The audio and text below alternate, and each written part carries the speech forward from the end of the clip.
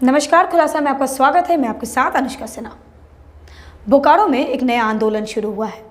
इस आंदोलन के नाम से आप चौंक जाएंगे, क्योंकि इस आंदोलन को विस्थापितों ने कुकुर कुंडली आंदोलन का नाम दिया है। बोकारो स्टील प्लांट के खिलाफ इस 3 दिन के आंदोलन में विस्थापितों ने कहा है कि बोकारो स्टील प्लांट में जब तक उनका नियोजन नहीं होता तब तक वे अपनी जमीन नहीं देंगे, भले ही उनको जान देनी पड़े। देखिए बोकारो से बृजभूषण द्विवेदी की ये रिपोर्ट। झारखंड के बोकारो स्टील प्लांट में नियोजन की मांग को लेकर विस्थापितों का कुकुर कुंडली आंदोलन में बड़ी संख्या में विस्थापित स्टील प्लांट के एडीएम बिल्डिंग का घेराव करने के लिए पहुंचे। मौके पर पुलिस भी तैनात की गई थी, लेकिन पुलिस से बेखौफ विस्थापित बोकारो स्टील प्लांट के एडीएम बिल्डिंग की ओर पुलिस को धकिया कर पहुंच गए। इस दौरान विस्थापित और पुलिस के बीच धक्का मुक्की भी हुई और एडीएम बिल्डिंग का घेराव करने विस्थापित दौड़ते रहे तो पुलिस भी पीछे पीछे दौड़ते हुए उनको रोकने की कोशिश करती रही। कुकुर कुंडली आंदोलन को देखते हुए होमगार्ड के जवानों को भी भारी संख्या में तैनाती की गई थी।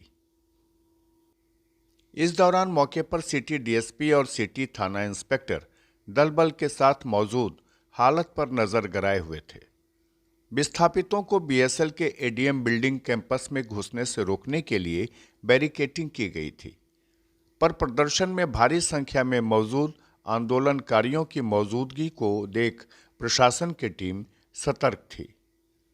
विस्थापितों का नियोजन की मांग को लेकर इस आंदोलन में बड़ी संख्या में कुंडोरी और बालीडी के विस्थापितों के साथ उत्तरी और दक्षिणी क्षेत्र के विस्थापित भी बोकारो स्टील प्लांट के प्रशासनिक भवन के सामने आंदोलन करने के लिए पहुंच गए थे। विस्थापितों का जत्था नया मोड़ होते हुए बीएसएल के प्रशासनिक भवन की ओर घेराव करने के लिए बढ़ा, लेकिन पुलिस प्रशासन ने बीच रास्ते में ही रोकने का प्रयास किया। लेकिन विस्थापित दौड़ लगाते हुए बोकारो स्टील प्लांट के प्रशासनिक भवन तक पहुंच गए। बोकारो के विस्थापित बोकारो स्टील प्लांट के प्रशासनिक भवन में ताला जड़ना चाह रहे थे, लेकिन कुछ देर के बाद ही बोकारो जिला प्रशासन ने विस्थापितों को बैरिकेडिंग के जरिए रोक दिया। विस्थापितों का कहना है कि कुकुर कुंडली आंदोलन के जरिए वे फैसला करने आए। लड़ाई 3 दिनों तक चलेगी और इस बार आर पार की लड़ाई होगी। विस्थापितों को बोकारो स्टील प्रबंधन बार बार छलावा करती रही है। 3rd ग्रेड और 4th ग्रेड जो विस्थापितों के लिए आरक्षित था, उसमें अप्रेंटिस और आईटीआई मांगकर विस्थापितों को नियोजन से दूर रखने का एक साजिश हो रही है।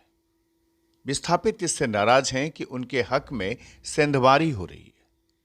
दरअसल हर बार प्रदर्शन के बाद बोकारो स्टील प्रबंधन विस्थापितों को नियोजन का आश्वासन तो देती है, लेकिन विस्थापितों को नौकरी नहीं मिलती। इसी कारण विस्थापित कुकुर कुंडली आंदोलन करने को बाध्य हुए हैं।